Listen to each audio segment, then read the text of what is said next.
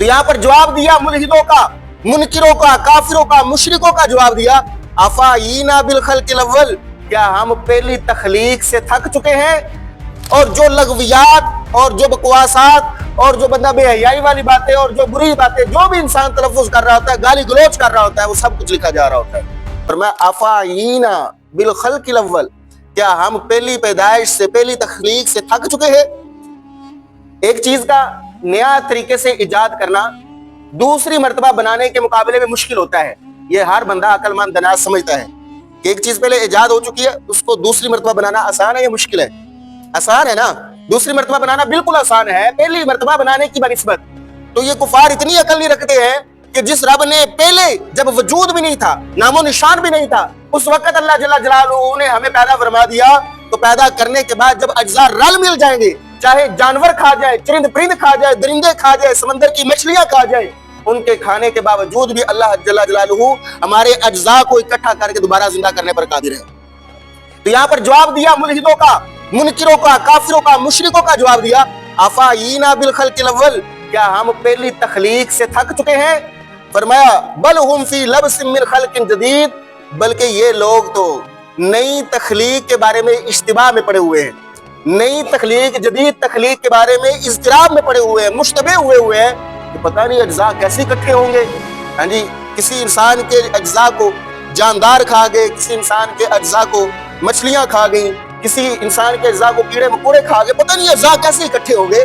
تو یہ اس سوچ میں پڑے ہوئے، اشتباہ اور اضطراب میں پڑے ہوئے ہیں۔ تو اللہ تعالیٰ نے فرمایا کہ ہم پہلی تخلیق سے تھک چکے ہیں کہ دوبارہ تخلیق نہیں فرمائیں گے۔ فرمایا یہ ان کا اشتباہ ہے، یہ اضطراب ہے۔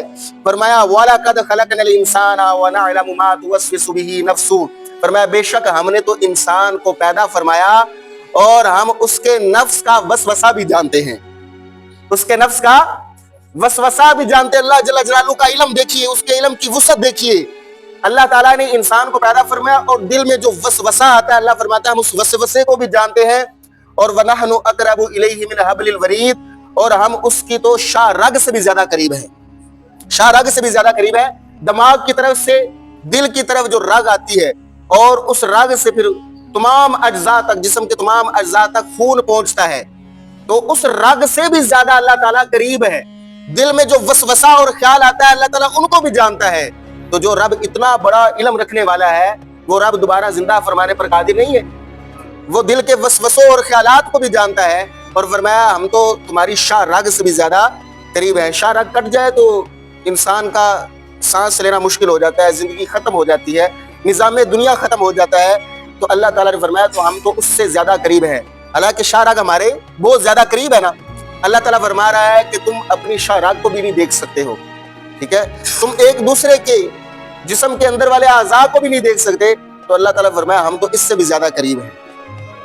آگے اللہ جل جلالہ نے ارشاد فرمایا اذ یتلقی المتلقیان، اور جب دو لینے والے لیتے ہیں، جب اس سے دو لینے والے لیتے ہیں، عن الیمینی وعن الشمال قعید، ایک دائیں طرف بیٹھا ہوتا ہے اور ایک بائیں طرف بیٹھا ہوتا ہے۔ دو لینے والے اس سے بات لیتے ہیں تو ایک دائیں طرف اور ایک بائیں طرف۔ اب دیکھیے یہ معزز فرشتے ہیں، یہ چار فرشتے ہیں، دو صبح کے وقت آتے ہیں اور دو شام کے وقت آتے ہیں۔ جب بندہ فجر کی نماز ادا کرتا ہے، امام فجر کے وقت اللہ اکبر کہتا ہے، تو رات والے فرشتوں کی ڈیوٹی ختم ہو جاتی ہے اور دن والے فرشتے آ کر انچارج سنبھال لیتے ہیں۔ اور جب بندہ عصر کی نماز کے وقت اللہ اکبر کہتا ہے تو اس وقت دن والے چلے جاتے ہیں، رات والوں کی ڈیوٹی شروع ہو جاتی ہے۔ تو یہ چار فرشتے اللہ تعالیٰ نے مقرر فرمایا اور ہمارے کندھوں پر موجود ہیں، ایک دائیں طرف اور ایک بائیں طرف۔ اور اللہ کا فضل دیکھیے، ایک نیکی لکھتا ہے اور ایک برائی لکھتا ہے۔ اور جب بندہ نیکی کا ارادہ کرتا ہے یا نیکی کرتا ہے تو ارادہ کرنے سے بھی نیکی ایک لکھ دی جاتی ہے، اور جب نیکی کر لیتا ہے تو اس نیکی کے بدلے میں 10 نیکیاں لکھ دی جاتی ہے، کیونکہ اللہ کا فرمان ہے جو ایک نیکی لائے اس کے بدلے میں 10 نیکیاں لکھی جائیں گی۔ تو اللہ تعالیٰ 10 نیکیاں لکھوا دیتا ہے اس فرشتے سے۔ اور ایک طرف جب بندہ گناہ کا ارادہ کرتا ہے تو گناہ نہیں لکھا جا رہا، اور اگر گناہ کر لیتا ہے تو یہ دائیں طرف والا فرشتہ دیکھیے اس بائیں طرف والے فرشتے کو روکتا ہے کہ ابھی گناہ نہیں لکھنا ہے، لعلہ یتوب، شاید کہ یہ بندہ توبہ کر لے یا استغفار کر لے۔ اگر بندہ اس سے توبہ کر لے اور استغفار کر لے تو دائیں طرف والا فرشتہ اس کی توبہ کو لکھ لیتا ہے۔ کتنی کرم نوازی رب تعالیٰ، کتنا بڑا فضل ہے۔ اور یہ کوئی ایسا نہیں تھا کہ جو فرشتے اللہ تعالیٰ نے ہمارے کندھوں پر بٹھا رکھے ہیں جس کا ہمیں وزن تک بھی محسوس نہیں ہوتا ہے، احساس تک بھی نہیں ہوتا ہے، یہ اس لیے نہیں کہ اللہ تعالیٰ کو علم نہیں تھا، یہ اللہ تعالیٰ کو ان کی ضرورت تھی، بلکہ یہ حکمت کے پیش نظر فرشتے بٹھائے گئے ہیں تاکہ قیامت کے دن ہمارے لکھے ہوئے نامہ اعمال ہمارے ہاتھوں میں دیے جا سکیں۔ اب خوش نصیب لوگ ہوں گے جن کے دائیں ہاتھ میں نامہ اعمال ہوں گے، اور وہ بد نصیب ہوں گے جن کے بائیں ہاتھ میں نامہ اعمال ہوں گے۔ تو اللہ تعالیٰ نے اپنے علم کی وسعت تو پہلے بیان فرما دی، فرمایا میں تو فرشتوں کا بھی محتاج نہیں ہوں، میں تو بندے کے نفس کا جو وسوسہ ہوتا ہے اس کا بھی علم رکھنے والا ہوں، میں تو بندے کی شاہ رگ سے بھی زیادہ قریب ہوں، میں تو ہر چیز کا علم رکھنے والا ہوں۔ تو فرمایا یہ فرشتے جب دو لینے والے اس سے بات لیتے ہیں تو فرمایا ایک دائیں طرف بیٹھا ہوتا ہے، ایک بائیں طرف بیٹھا ہوتا ہے، اور آگے فرمایا ما یلفظ من قول الا لدیہ رقیب عتید، فرمایا بندہ کوئی بات بھی نہیں کرتا مگر اس کے پاس ایک نگران تیار بیٹھا ہوتا ہے۔ جو بھی انسان تلفظ کر رہا ہوتا ہے، جو بھی بات کر رہا ہوتا ہے، تو نگران اس کے پاس تیار شدہ بیٹھا ہوتا ہے۔ یہاں پر اللہ تعالیٰ نے تلفظ کا ذکر فرمایا، بندہ جو بھی بات کرتا ہے تو وہ نگران تیار بیٹھا ہوتا ہے اور وہ لکھ لیتا ہے۔ اور سورۃ انفطار کے اندر اللہ تعالیٰ نے فرمایا کرامن کاتبین، فرمایا لکھنے والے معزز فرشتے ہیں، یعلمون ما تفعلون، وہ جانتے ہیں جو کچھ تم کرتے ہو۔ یہاں پر قول کا ذکر ہے کہ وہ قول لکھتے ہیں، وہاں پر فعل کا ذکر ہے، یعنی بندہ جو بھی قول کرتا ہے یا فعل کرتا ہے فرشتے اس کو لکھ لیتے ہیں۔ اس لیے فقہاء کرام نے یہ بات کہا کہ جب بندہ بیت الخلاء میں جائے یا بندہ اپنی بیوی کے ساتھ جماع کر رہا ہو، مباشرت کر رہا ہو، اس وقت کوئی بھی زبان سے قول ادا نہ کرے، کیونکہ فرشتے جو ہیں وہ لکھنے والے ہیں، جو بھی بات کرے گا تو لکھیں گے۔ تو بیت الخلاء میں بھی کوئی بات نہ کرے اور مباشرت کے وقت بھی کوئی بات نہ کرے، کیونکہ جب انسان بیت الخلاء میں ہوتا ہے یا جب مباشرت کر رہا ہوتا ہے اس وقت فرشتے اس سے دور چلے جاتے ہیں، حیا کے پیش نظر فرشتے اس سے دور ہو جاتے ہیں۔ اور جب بندہ کوئی قول کرے گا، کوئی بات کرے گا، کوئی تلفظ ادا کرے گا تو فرشتوں کو قریب آنا پڑے گا، لکھنا پڑے گا، تو اس وجہ سے فرشتوں کو یہ زحمت نہیں دینی چاہیے اور اس وقت کوئی بات نہیں کرنی چاہیے، ٹھیک ہے۔ اور فرشتے کیا کچھ لکھتے ہیں؟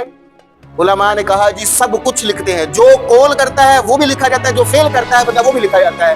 اور بعض علماء نے کہا کہ وہ اعمال لکھے جاتے ہیں جن پر ثواب ملتا ہے یا جن پر سزا ملے گی، بس وہ اعمال لکھتے ہیں۔ اور بعض نے کہا، قرآن نے کہا کہ جو کچھ بھی بندہ کہتا ہے وہ لکھا جاتا ہے۔ تو دونوں باتیں درست ہے، ثواب اور سزا والے اعمال بھی لکھے جاتے ہیں، اور جو لغویات اور جو بکواسات اور جو بندہ بے حیائی والی باتیں اور جو بری باتیں جو بھی انسان تلفظ کر رہا ہوتا ہے، گالی گلوچ کر رہا ہوتا ہے، وہ سب کچھ لکھا جا رہا ہوتا ہے۔ اب نامہ اعمال جب قیامت کے دن کھلے گا تو اس نامہ اعمال میں اگر گندی گندی گالیاں لکھی ہوئی موجود ہوئی تو انسان کے لیے ڈوب مرنے کا مقام نہیں ہوگا، کتنی بڑی شرمندگی ہوگی۔ اس لیے زبان کو احتیاط کے ساتھ استعمال کرنا چاہیے۔ نبی پاک صلی اللہ علیہ وسلم نے اسی وجہ سے فرمایا تھا کہ المسلم من سلم المسلمون من لسانہ و یدہ، فرمایا کامل مسلمان وہ ہے جس کی زبان سے اور ہاتھ سے دوسرے مسلمان محفوظ رہیں۔